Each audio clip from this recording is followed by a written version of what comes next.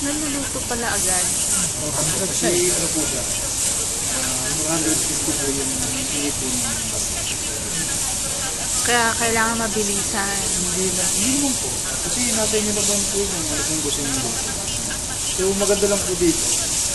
Di na po namin siya ginagamitan ng butter.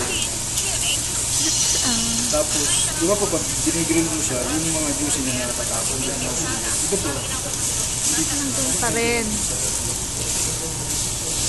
Ay, pala tinatawag po. Kasi pag ibig sabihin pala sa pag marami yung customer, matabaho yan, marami. Hindi po. Mas mga ano po.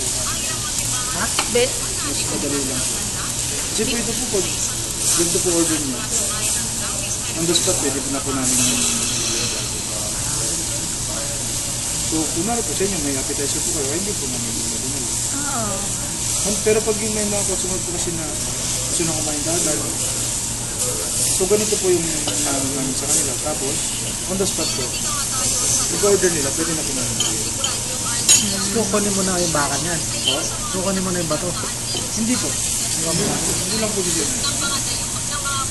Pakainit niya. Ay, dyan na kami kakain sa... Ano? Delikado po nga. Kaya ingat lang po po. Dati, pag hindi ka po po siya, dati nakatuto po mga Meron na napasok. isang bilik na.